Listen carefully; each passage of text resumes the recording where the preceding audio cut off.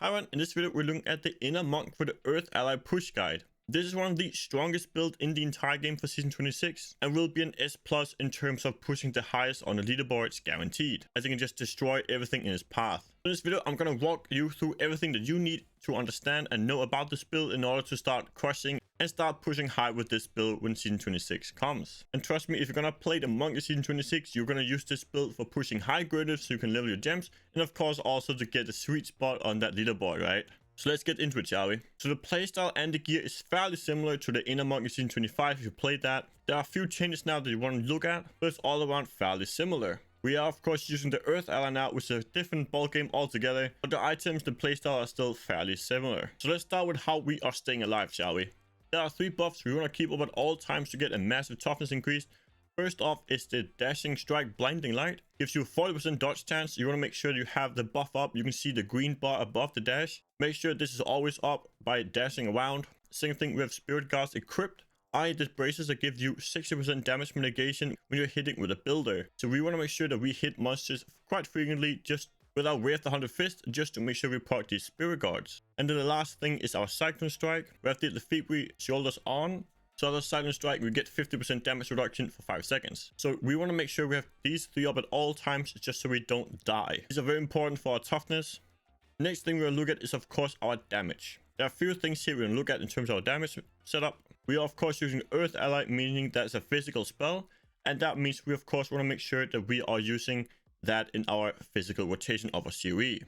So rotation kind of goes like this. When your lightning starts, you want to put down your inner sank so you can stand in there and you can of course proc up all your stuff. Meaning in this point you want to put down your sank, then you want to cyclone the enemies of course to proc it so they take increased damage. Then about halfway through your lightning you want to use your Mystic Allies so that they are already rolling in your physical rotation. And then after that you want to use your ascension. Basically what you want to be able to do is stand in an oculus ring that you find doing your entire physical rotation, meaning you can use serenity for that. This will take a little bit of time to get used to, especially if you play it in season 25, since the rotation is close to what it used to be, but a bit different now. So let me show you again, and we can walk through how I do this one more time. We press our inner sank at lightning rotation, and about halfway or so into it, we press our Mystic Ally to of course have them rolling out as rocks while it is happening in the physical rotation. And we then use our Epiphany when we see an oculus ring so we can go and stand in that. And while doing all of this, you of course want to make sure you have all your damage mitigation going, your blinding dash, hitting the monsters, and of course also the cyclone. You can see it again here, using it just before the physical rotation, and it just pops. And this build is absolutely insane for killing a single target enemy, guys. So it will take quite a bit of time to get used to this build, guys. It is not easy at all in terms of how the rocks are moving and anything like that. But at least the rotation is still fairly similar to what we're used to. So again, in terms of the rotation, we of course always want to make sure we have a dashing strike going for the toughness here.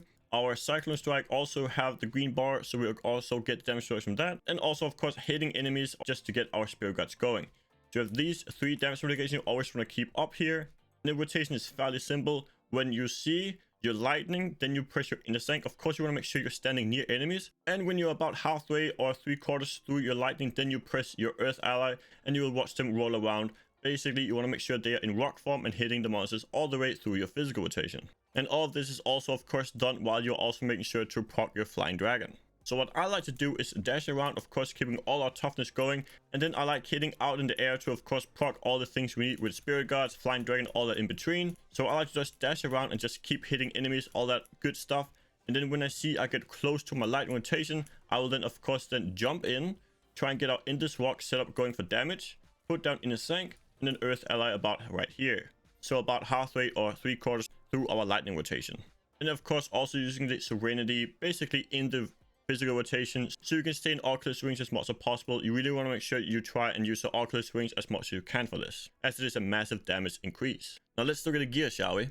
So of course using the inner set here, we get a ton of damage from Mystic Allies. And you can have a maximum of 10 of them out. So of course when you're in combat you can have 10 of these rocks rolling around. But it is kind of random in terms of what enemies they are hitting. Sometimes you have all of them attacking one target, and sometimes you will have none of them even close to you. Let me show you what these guys can actually do to Rift Garden. This is 130 of course, and look at how they just destroy the guy. You can do that even higher of course. I've done it in 134, 135. And even without a power pylon, these guys will absolutely melt Rift Gardens, guaranteed, guys. This is a really good build for that. In terms of the gear, we have shenlongs weapons here, of course. This basically gives a ton of damage increase. Once this effect is going, you can see it down here. We are slowly gaining spirit, and once we hit our cap, we will then be maxed out and we will then get the massive damage increase. As you see the debuff here, we lose 65 spirit per second, but we gain the 350% damage increase. You want to make sure you have this rolling while you are fighting and while your physical rotation is going. Now, if you're hitting enemies and you are just attacking real fast and you have a flying dragon proc, you can kind of keep it up most of the time. But sometimes you will want to drop it, basically meaning you don't want to hit anymore and you want to use the cyclone strike to deplete all your spirit so you can then start it off again. So if you follow my rotation before in terms of starting on your lightning rotation, and if you have your flying dragon ready, when you press your Mystic Ally, you of course also gain a ton of spirit. So basically when you are about to get to that point, you press your Mystic Ally, that will also give you a ton of spirit, basically meaning you will proc your shenlongs and then you will get the damage increase on that. So let's say we're just running through the rift, right? We are of course pulling stuff together, all that good stuff. We get to lightning, we put out in the sank, and then we can just hit it basically. And you can see as soon as I hit it, I got so much spirit from my Mystic Allies that I went all the way up to the cap and then I started depleting again, of course. And this will basically fill up your entire spirit bar. So as long as you time it correctly, you will have the full effect of the shenlongs, giving you the 350% damage increase from that. And on the shenlongs weapon, you want percent damage and attack speed. This applies to both the weapons. For the rings, we're using Convention of Elements and Compass Rose. On the first ring, we're using the Convention of Elements. And on this, you want attack speed, crit damage, and a crit chance. And of course, when it comes to a Convention of Elements, make sure you get a high secondary roll. Mine here is 197, which is pretty good. I would say 195 or above is a good ring. Make sure you always get a high roll here, guys. Doesn't matter if it's ancient or non-ancient, you need a high roll on the secondary. Very, very important. On the other ring is in Compass Rolls, and here we have attack speed, crit damage, and crit chance. For the gloves, inner gloves, attack speed, crit damage, crit chance, and dexterity. Shoulders, the Febris, giving us a ton of damage reduction when we have our Cyclone Strike going. So basically, for 5 seconds after Cyclone Strike, you can see the green bar going above your Cyclone Strike. Make sure this is always going so you have the 50% increase on that. And of course, make sure to get a high percent here. I would say 48 or above. And after that, make sure you get Mystic Ally damage, cooldown reduction, dexterity, and vitality. For the helmet, get dexterity, vitality, and crit chance.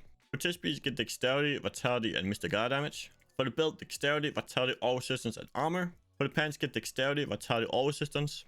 On the boots, Crutus boots, very important here. Get a high secondary. I would say 190, 195 or above is good. And after that, dexterity, vitality, all resistance, and armor. For the amulet, Travel's Pledge here, get physical damage, crit damage, and crit chance. And for the braces, Spirit Guards, get a high secondary as well. It can roll between 45 and 60. I would say get at least 55, if not higher. And after that, you want physical damage and crit chance and dexterity, vitality. For the Legendary Gems, Enforcer here for a massive increase to our pets, which of course our Mystic Ally counts as. Build a Trap for massive damage increase as well. And then Build the Dragon to completely destroy the Rift Guardian. And then for the cube, in a weapon slot, we have Flying Dragon. Basically, this gives you a chance to double your attack speed when you're attacking. So if I just stand here and hit in the air for a second, you will see my damage, my sheet damage here will double at some point. There you go. You want to make sure this damage increase number here is proc when you hit your physical rotation. That does mean you will have to hit enemies all the time, or at least when you get close to your physical or lightning rotation. If you don't get your Flying Dragon proc, you will hit like a red noodle, so make sure you get this going. In the armor slot, Blindness of the God, enemies hit by a Silent Strike take 20% increased damage from the Mystic Ally for 5 seconds. Again, of course, before in terms of the Silent Strike to give us the toughness from the Lefebvre's. Also need this to, of course, give us a massive damage amplifier. So use this before you hit your physical and also, of course, doing it to group monsters in more tightly. Basically, make sure this is going when you're trying to do damage. And of course, also the Ring of Ryan Grandeur. This allows us to have our shoulders and our braces on, and we still only have the 5-piece equipped. In terms of the spells, Rift on the Fist Assimilation. So each enemy hit with a third hit increases damage by 5% for 5 seconds, and this stacks per enemy. So from this clip I'm showing you now, you can see I have 3 stacks currently, which is not very good. You can get this all the way up to 10 or 20 stacks. Basically, the more stacks of this you can have when you pop your Mystic Allies, the more damage you will do. So make sure this is as high as possible. Of course, a Mystic Ally, Earth Ally, this is our main damage source. Cyclone Strike, Implosion to proc all the things we mentioned before. Serenity Ascension, really need to make sure you use this to try and get as much Oculus Ring uptime as possible. I usually save this until my entire physical is there, so I can just hop around and stand in Oculus Ring through this entire rotation, so I get the maximum amount of damage from this. Dashing Strike and Blinding Speed to get around the map, of course, with dashing, and then also for the increased dodge chance. For toughness. And then Inner Sank as mentioned as before. So in terms of the passive, you want Beacon of Leader for cooldown reduction. You want Guardian's Path for more dodge chance, i.e. toughness. Seize the Initiative for increased attack speed. Of course, this build relies heavily on attack speed, giving you a ton of damage from the attack speed. And then finally, Near Death Experience, just so we don't die. And one more thing, in case you want to go really squishy, but you will get high damage, you could swap your Lefebvre's and your Spirit Guards to all kills, so it looks like this. So the only thing you are doing is swapping those two out. I would not recommend this if you're trying to learn the build. It is a very squishy build when you swap to the all kills, but you might see people on the leaderboard using this setup here because it is a bit more damage if you want to squeeze it out completely. But definitely learn the build with the Spirit Guards and the Lefebvre's just so you don't die every 10 seconds. Because it will be very squishy without these two damage mitigation items. Now to follow and use the relics to gain access to our skills. And of course, make sure you have 25,000 main stats, so intelligence for the enchanters here. So for instance, crafting intelligence gear on a class that use intelligence, or you can also do what I do and just simply augment some of it. This is really nice as it allows you to get 10% damage from amplification, 10% cooldown reduction from the harmony, of course also a lot of attack speed, and then also of course cheat death. Besides that, of course have a flavor of time to increase the duration of the pylons, and nemesis braces to spawn elites and pylons, and then of course also an oculus ring with 85% in secondary, so you get these rings you can stand in for more damage. Besides that, what I like to do is of course having 2 pieces of sage and 2 pieces of canes, and then a ring of royal grandeur. Now, of course, this won't apply to you if you're doing gradives, but I just like having these all around because I keep forgetting to swap between T16s and gradives whenever I swap my build, as the follower is not a link to your armory.